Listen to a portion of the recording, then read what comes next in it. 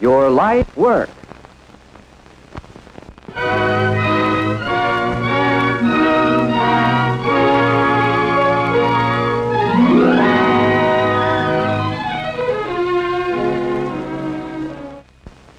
The art contributed more to man's progress than any other art.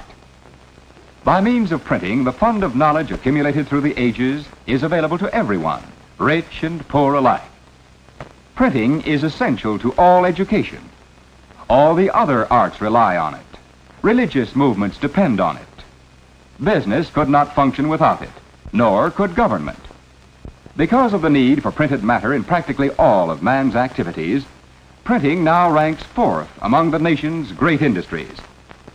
The wide variety of products of the press and the demand for a constant supply requires the efforts of many skilled persons in printing firms ranging in size from the small one-man establishment to large plants employing hundreds of workers. Printing as a vocation attracts many young men and women because it offers real opportunities for steady work, good pay, and advancement. The trade has several branches and numerous allied industries. The most familiar branch, letterpress printing, has three distinct types of work.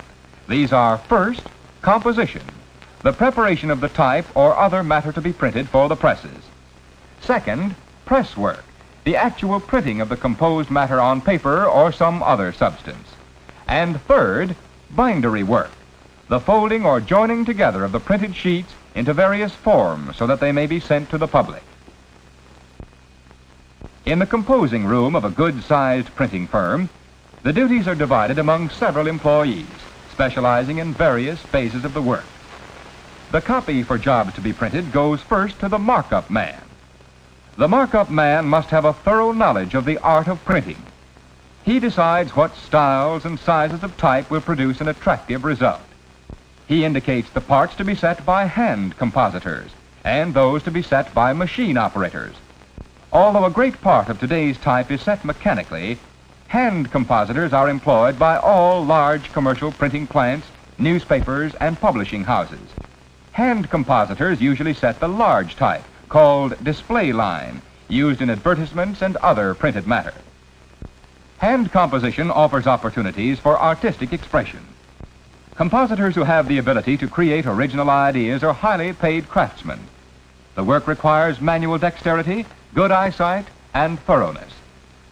Linotypes and other typesetting machines are used for the part of the copy called straight matter, consisting of many lines of the same length and size of type. The linotype operator manipulates a keyboard to assemble lines of characters, which come in contact with molten type metal to produce lines or slugs of type. These slugs are molded in the length required by the job. They are the right height for the presses, and the words are spaced correctly in the line. Linotype operators must work speedily and accurately, and be efficient in spelling, punctuation, word division, and printer's arithmetic. Some printing firms have monotype machines, which consist of two separate units, the keyboard and a casting machine.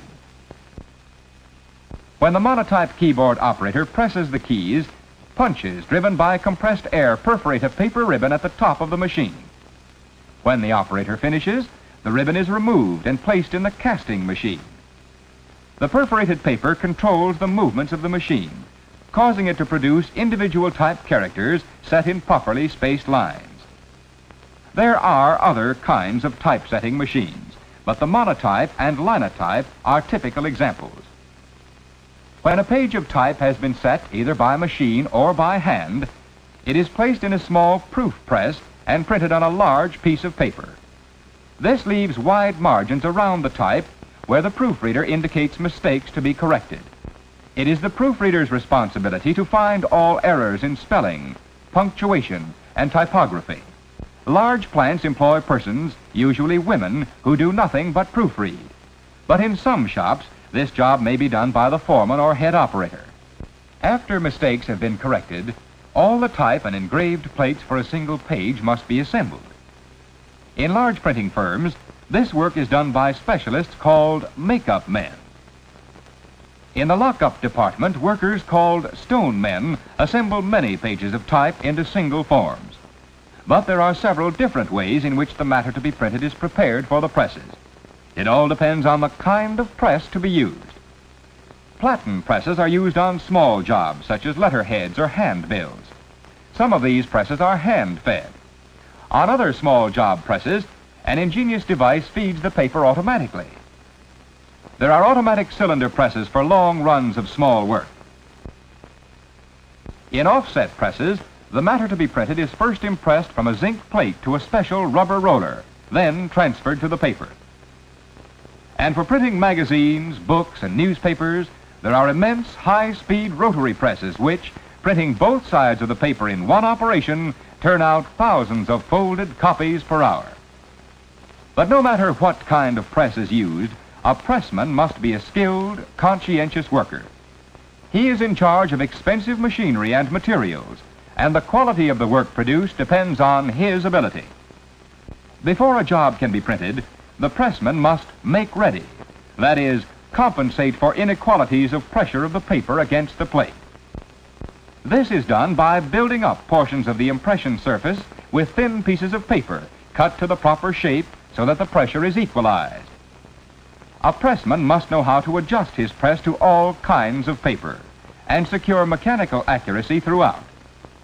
He must have an eye for intensity of color and see that the inking is uniform at all times.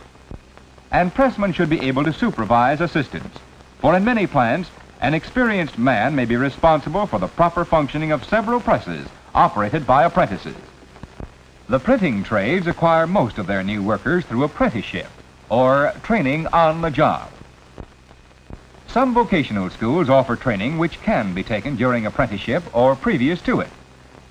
Vocational school training alone does not always produce skilled workers, but it does enable a person to decide whether he is truly interested and suitable for the work. And the course of training is arranged to give the student a good background in printing. Usually a student starts with hand composition because all of the fundamental principles of printing are derived from it. Through a series of prepared lessons, these principles are thoroughly fixed in the student's mind. The lessons include instruction in spelling, word division, proofreading, punctuation, and printer's arithmetic. After completing the hand composition course, a student is eligible for work in the press room. Here he begins his study on a small hand-fed job press. After mastering it, he is advanced to the small automatic presses. But there is a great deal to be learned before a student can assume the responsibility of operating the large cylinder presses. Above all, he must thoroughly understand the mechanism. Thus, press work is particularly fitted for young men who like to work with machinery. Students studying to become linotype operators must have mechanical knowledge too, but here the emphasis is on speed and accuracy. Usually, anyone who has mastered the typewriter can learn to operate the linotype keyboard, but he must also learn composition. A student who successfully completes the course of study in some phase of printing at a vocational school is prepared to enter the printing industry on a basis leading to worthwhile remuneration. The chances of securing employment are normally good, for there are thousands of large printing establishments in the country and many small shops and newspapers. And work in the printing trade is not seasonal.